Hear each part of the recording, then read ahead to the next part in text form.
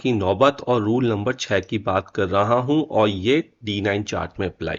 और मैंने आपको 5वें पार्ट में कहा था कि अगले पार्ट में मैं जो बात करूंगा आपसे कुंडली के 8वें घर की बात करूंगा, कब वो कंडीशन बन जाती है और उदाहरण के साथ बताऊंगा।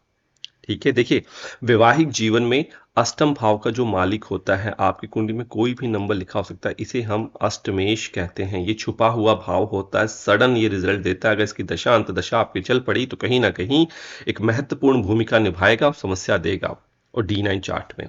ठीक है, देखिए आपको पता है कि पहला घर लग्न होता है और इसके मालिक को लग्नेश कहते हैं। दूसरा घर सप्तम भाव होता है और इसके मालिक को सप्तमेश कहते हैं। ठीक है, 8वें घर का मालिक को अष्टम भाव कहते हैं और इसके मालिक को अष्टमेश कहते हैं। ठीक है, तो लग्न या लग्नेश पहली कंडीशन, या फिर 7वां या सप्तमेश।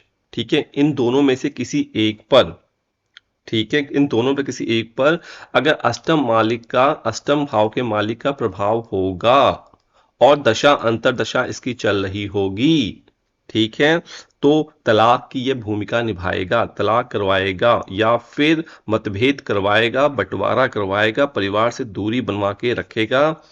यहां तक कि अष्टम भाव जो होता है ये मृत्यु का भी भाव होता है। और अगर प्लैनेट की कंडीशन बिल्कुल ही खराब है दोनों हस्बैंड और वाइफ की कुंडली में, तो मृत्यु, जिसे हम सुसाइड कहते हैं, उसके भी योग बना देता है। या आदमी कुछ गलत खा, जैसे आपने सुना होगा सल्फास खा लिया, कुछ खा लिया, वो कहीं ना कहीं अष्टम भाव सडन इफेक्ट दिखाता है। ठीक है, तो मृत्यु की जो मैं बात कर रहा हूं वो तक हो सकती है। लेकिन कई लोग ये भी कहेंगे हमारे चार्ट में तो ऐसा है, लेकिन ऐसा कुछ नहीं हुआ। आपके चार्ट में पक्का एक शुभ ग्रह जो है इनको दृष्टि दे रहा होगा, इनको बचा रहा होगा, या फिर आपने शुभ ग्रह का रेमेडी की होगी या कोई स्टोन पहना होगा। ठीक है, अगर शुभ ग्रह का प्रभाव है तो समस्याएं जो हैं वो चेंज हो जाती हैं, बिल्कुल इसी तरीके से नहीं रहती हैं। आगे बात समझ में आइए। अब मैं यहाँ पे एक एग्जाम्पल ले लेता हूं ताकि आप चीज को समझ लें। अभी जिसका एग्जाम्पल ले रहा हूं उनका लग्न में D9 में 12 नंबर लिखा हुआ है और ये हमारी ज्वाइनस मेंबरशिप में से एक सदस्य का चार्ट है। ठीक है, और महिला का चार्ट है ये।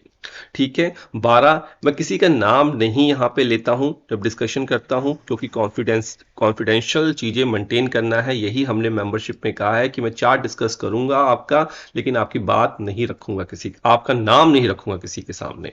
ठीक है, तो 12 नंबर इनके लग्न में लिखा था। ठीक है, अब 12 सबसे पहले आपने क्या करना है, नोट कर लेना। जब तक नोट नहीं करेंगे ना तब तक आप याद नहीं कर पाएंगे। ठीक है, और जो ऑनलाइन एस्ट्रोलॉजर बताते हैं कि बस यहां से ये देख लिया, वो नहीं याद हो पाता। वो कहने वाली बात, जब तक वो पढ़ाते हैं तब तक उनकी टिप्स पे रहता है, अदरवाइज तो भूल जाते हैं वो भी। तो सबसे पहले 12 नंबर आपने देख लिया, लग्न है आपका पाइसिस, मालिक कौन से, आपका जुपिटर। इस तरीके से लिख लीजिए, आपके लिए आसान रहेगा। ठीक है, 7वें घर का मालिक कौन है, वर्गो, और राशि कौन सी है यहाँ पे, कन्या, तो इसका स्वामी कौन हो गया, मरकरी। मरकरी लिख लीजिए आप यहाँ पे। ठीक है, 8वें घर का मालिक कौन हो गया, अष्टम भाव, अष्टम का भाव का मालिक क्या हुआ, शुक्र, तो आप यहाँ पे वीनस लिख लीजिए। ठीक है, रूल लिख लिया। मैंने कहा था या की कंडीशन। ठीक है, इस चार्ट में जो जुपिटर महाराज बैठे हुए थे वो कुंडली के चौथे घर पर बैठे हुए थे। ठीक है, और बुध देव जो बैठे हुए थे इनके कुंडली के दूसरे घर पर बैठे हुए हैं या बैठे थे।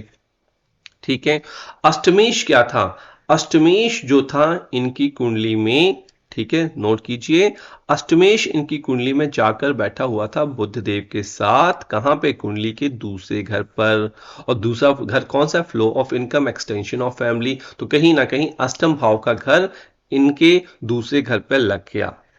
ठीक है, और तो शादी जो है वो तलाक का रूप शादी ने लिया, और ये अचानक हुआ। क्यों, जिस टाइम इन्होंने चार्ट दिखाया, ठीक है, उस वक्त इनके ऊपर शुक्र की महादशा चल रही थी।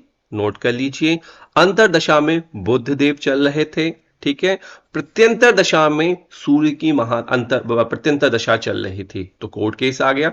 कोर्ट केस के थ्रू अचानक प्रॉब्लम हुई, किसकी, फैमिली जो बहुत सोच रहे थे आगे एक्सटेंड करेंगे, ग्रोथ करेंगे, उसमें कहीं ना कहीं प्रॉब्लम आ गई।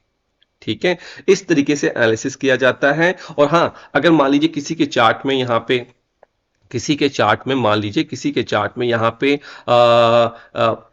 और नौवें घर का मालिक अगर बैठा होता साथ में, या बृहस्पति देव की शुभ दृष्टि पड़ रही होती या गोचर में पड़ रही होती, तो वो इनको बचा लेते। या फिर ये क्या कर सकते थे, ये रेमेडी अष्टम भाव का दान कर सकते थे। शुक्र से संबंधित चीजों का, सफेद वस्त्रों का, बुटीक का, सैलून वाली चीजों का, खीर का दान कर सकते थे। उससे भी इनकी शादी जो है वो यहाँ पे बच जाती।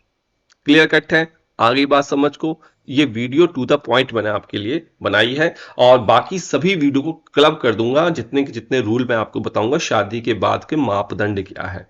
ठीक है जी, इजाजत दीजिए। नमस्कार, श्री राधे।